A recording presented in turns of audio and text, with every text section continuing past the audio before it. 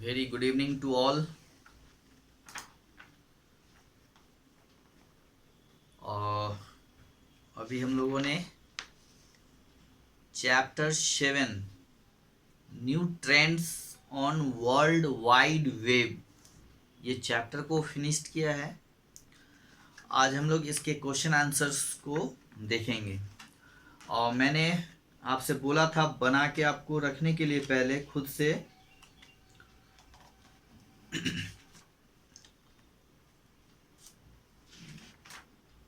पता नहीं आप लोग बनाए हैं या नहीं, किसी का अभी तक आया नहीं है आंसर। तो चलिए इसको हम लोग देखते हैं। पेज नंबर 96 में जो है क्वेश्चन आंसर्स एक्सरसाइज जो है उसमें फर्स्ट क्वेश्चन जो है question number A, choose the correct answer, है ना। तो इसमें जो क्वेश्चंस हैं उसके 4 ऑप्शंस हैं, उसमें से कोई एक को चूज करना है ना। तो first question is which of the following phone network is involve specifically in M commerce, है ना। कि which of the following phone networks in involve specifically in M commerce, यानी एम कॉमर्स में, है ना। जो है कौन सा फोन नेटवर्क खास करके यूज किया जाता है, उसमें इन्वॉल्व होते हैं। फर्स्ट है सेलुलर नेटवर्क, बी में ऑप्शन है ऑनलाइन नेटवर्क, सी में है लैंडलाइन नेटवर्क, और ऑप्शन डी में है इंटरनेट, है ना। तो हम लोगों ने बुक में पढ़ा है कि सेलुलर नेटवर्क्स होते हैं, है ना। एम कॉमर्स में भी देखिएगा नीचे लिखा हुआ है कि buying and selling things and services over cellular network, है ना, एंड इंटरनेट। ठीक है। तो यहाँ पे पूछा जा रहा है कि कौन सा फोन के बारे में, है ना। तो यहाँ पे सेलुलर नेटवर्क जो है आपका राइट आंसर होगा, यानी ऑप्शन नंबर ए। तो फर्स्ट का ए हो जाएगा। ठीक है।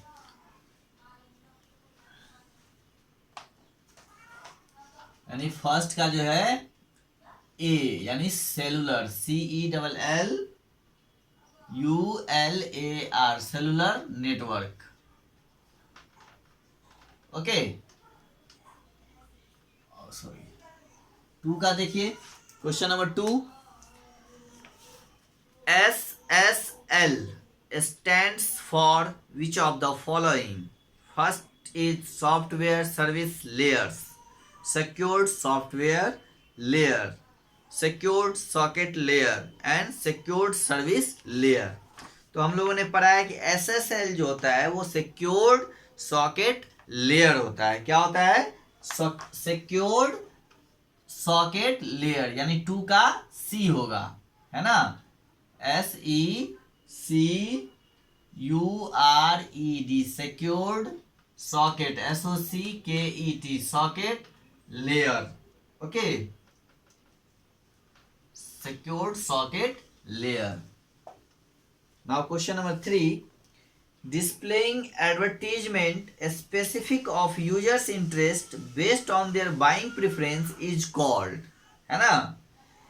Displaying advertisement specific of users interest based on their buying preference is called, इसको हम लोग क्या बोलते हैं? टारगेट डिजिटल मार्केटिंग, है ना। Target digital marketing, option number D, target digital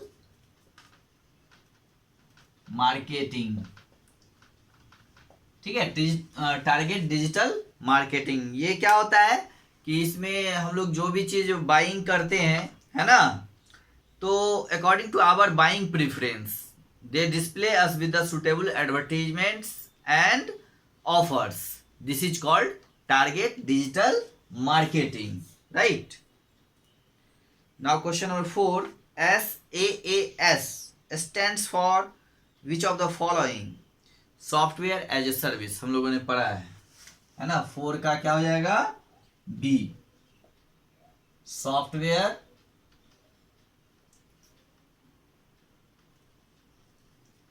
age a service.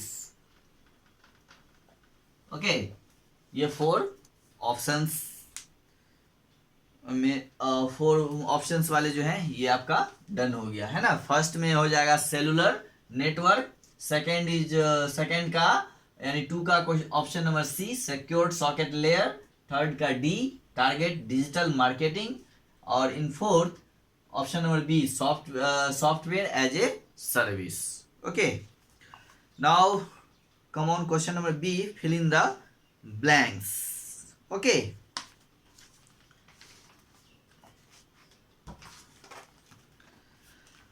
one of the most popular source for fill in the blanks to download is Google Play Store. ये very simple, हर कोई जानता है, आप लोग भी phone use करते होंगे तो जानते ही होंगे कि one of the most popular source है ना to download is Google Play Store. यानी गूगल प्ले स्टोर से हम लोग क्या डाउनलोड करते हैं, है ना, तो ऐप। तो फर्स्ट का क्या हो जाएगा? फर्स्ट में ऐप हो जाएगा, APPS एप्स, है ना। यानी one of the most popular source for apps, है ना, to download is Google Play Store. यानी गूगल प्ले स्टोर से हम लोग ऐप को डाउनलोड करते हैं और ये बहुत ही पॉपुलर सोर्स है किसी भी ऐप को डाउनलोड करने के लिए, है ना। हम लोगों को कोई भी अगर ऐप ढूंढना होता है तो हम लोग गूगल प्ले स्टोर पे चले जाते हैं। चलिए, क्योंकि ये पॉपुलर सोर्स है, वहां पे बहुत सारे एप्स होते हैं। Next, fill in the blanks allows us to connect with our bank online and access our account. Net banking, cloud computing, robots, instructor based. Very simple, net banking. Second में क्या हो जाएगा? Net banking. ओके, थर्ड में क्या होगा? Subscribed software over internet is called SaaS and it is available on net banking. खत्म, apps हो ही गया, रोबोट्स नहीं होगा, इंस्ट्रक्टर बेस नहीं होगा, तो क्या हो जाएगा?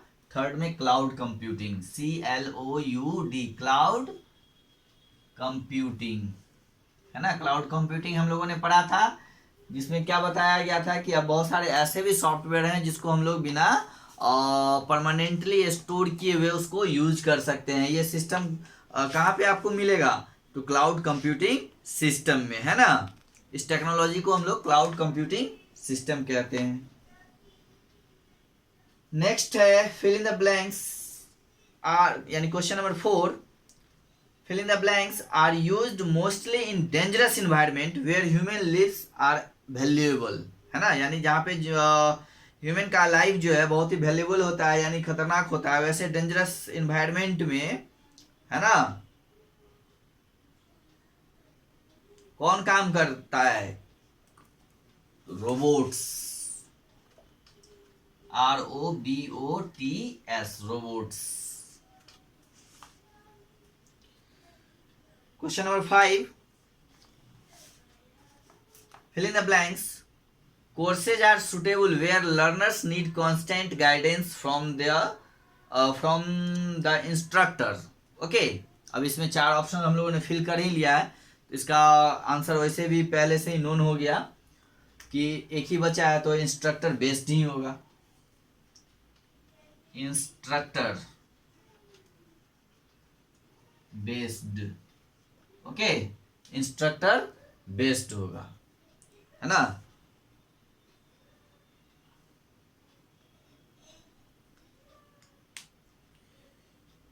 चलिए, क्वेश्चन नंबर बी भी हो गया।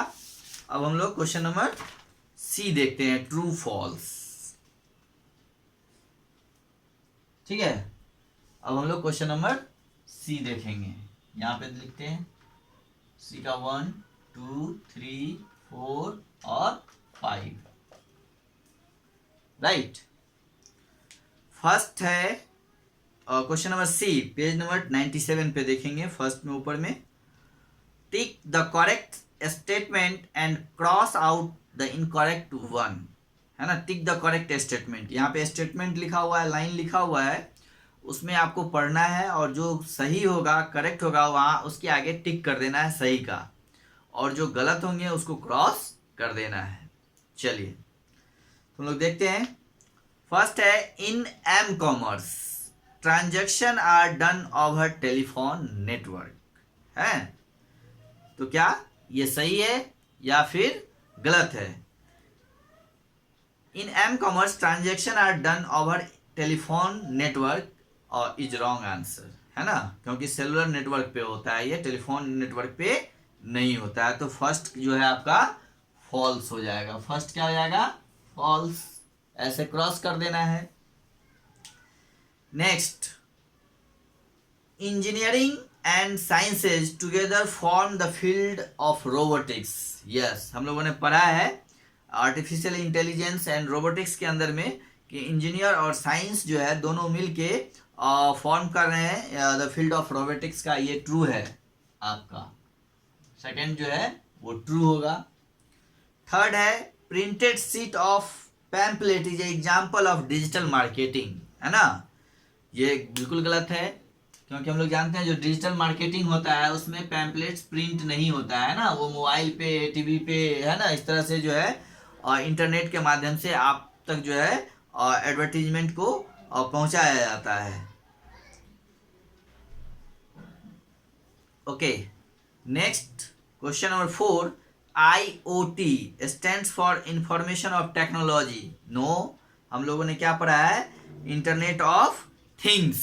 IoT का मतलब होता है internet of things. Internet of things is जो है ये होगा इसका फुल फॉर्म, तो इसलिए ये भी आपका 4 भी गलत हो गया। इसको क्रॉस करेंगे हम लोग, है ना, क्रॉस। नेक्स्ट 5 नंबर में देखिए, robots are useful in the task where human lives are endangered, है ना, यानी जहाँ पे मनुष्यों का जीवन जो है खतरा में होता है तो वहाँ पे काम करने के लिए रोबोट्स जो होते हैं वो यूजफुल होते हैं, ठीक है। और जैसे माइंस के क्षेत्र में, तो ये आपका करेक्ट होगा, ठीक है।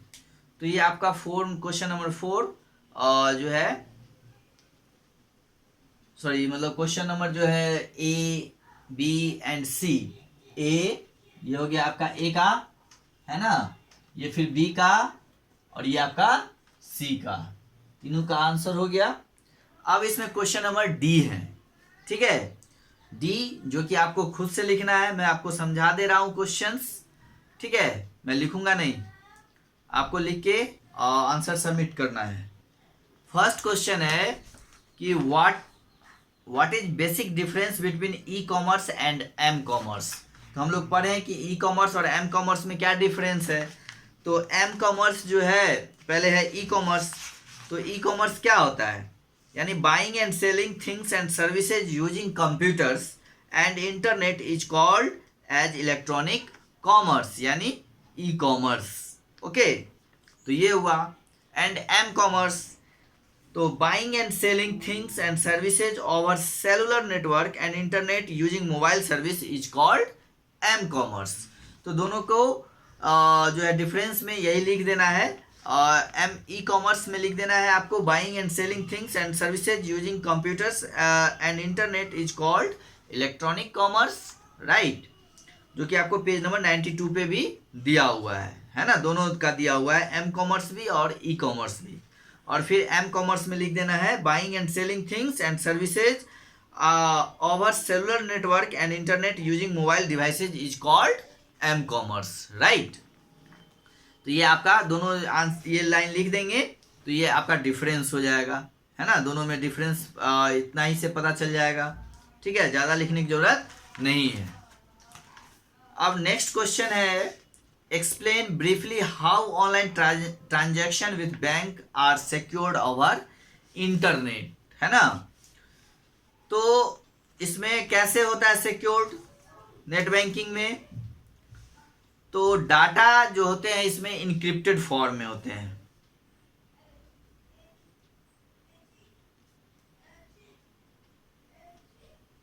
ठीक है, क्वेश्चन है कि एक्सप्लेन करना है ब्रीफली, मतलब संक्षेप में एक्सप्लेन करना है कि how online transactions with banks are secured over internet. यानी हम लोग जो बैंक के साथ ट्रांजैक्शन करते हैं, ऑनलाइन ट्रांजैक्शन है ना, वो इंटरनेट पे कैसे सिक्योर्ड है, कैसे सुरक्षित है, इन चीज़ों को एक्सप्लेन करना है ब्रीफली, राइट।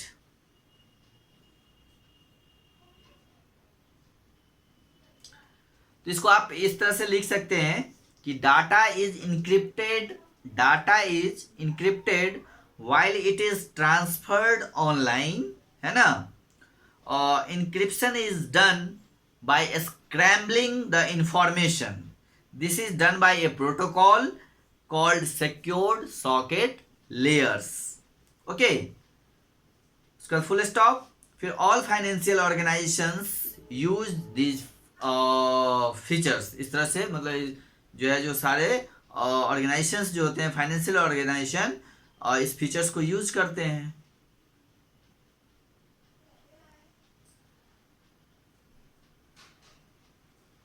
ठीक है, तो इस तरह से आप यहां से लिख सकते हैं, है ना, राइट। यहां देखिएगा आपको लिखा हुआ है कि while data is encrypted while it is transferred online, encryption is done by scrambling the information. This is done by a protocol called secured socket layers। इतना भी आप लिख देंगे तो भी काम चल जाएगा। 93 पेज नंबर पे देखिएगा, है ना, कि डाटा जो है कैसे सुरक्षित होता है इंटरनेट पे। ऑनलाइन जब ट्रांजैक्शन हम लोग करते हैं तो वो कैसे सुरक्षित होता है। तो जो डाटा इनक्रिप्टेड हो जाता है जब हम लोग कोई भी ट्रांसफर, ऑनलाइन ट्रांसफर करते हैं, है ना। और encryption is done by scrambling the information. This is done by a protocol called secured socket layers. ये हमने आपको बताया था, तो यही लिख देना है। थर्ड है what is the benefit of cloud computing. Cloud computing का बेनिफिट क्या है ना। तो क्लाउड कंप्यूटिंग के बारे में हम लोगों ने पढ़ा ही है कि इन क्लाउड कंप्यूटिंग, है ना, software are installed on a powerful servers over internet, है ना। We can use them without having them installed, okay, having them installed on our computers, है ना। We pay only for the exact usage of the software for business and large organizations. Cloud computing is an economical option, okay। तो ये भी आप लिख सकते हैं, इसका ये बेनिफिट्स है क्लाउड कंप्यूटिंग का।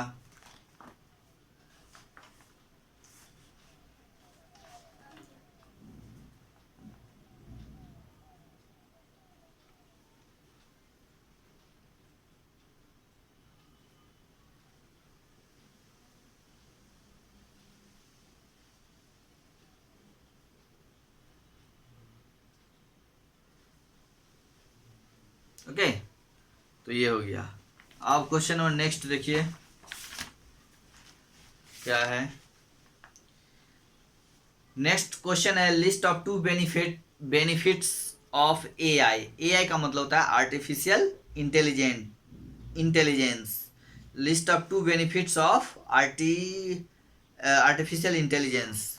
उसके दो बेनिफिट्स लिखने हैं। आर्टिफिशियल इंटेलिजेंस का दो बेनिफिट लिखना है ना। तो आर्टिफिशियल्स का जो होता है दो बेनिफिट, आप यहाँ पे देखिए पेज नंबर 94 में दिया हुआ है, आर्टिफिशियल इंटेलिजेंस एंड रोबोटिक्स, है ना। यानी जो टास्क ऑलमोस्ट इम्पॉसिबल होता है हम लोगों के लिए, है ना, वेरी डिफिकल्ट फॉर ह्यूमंस, है ना, to perform accomplished by artificial intelligence, like artificial intelligence, like recognizing face among several hundred digital images, ये लिख देंगे एक। या फिर recognizing a specific voice from the among several voices, ये लिख लेंगे। या फिर making a smart decision like navigation through traffic on road, है ना। तो इस तरह से हम लोग लिख सकते हैं।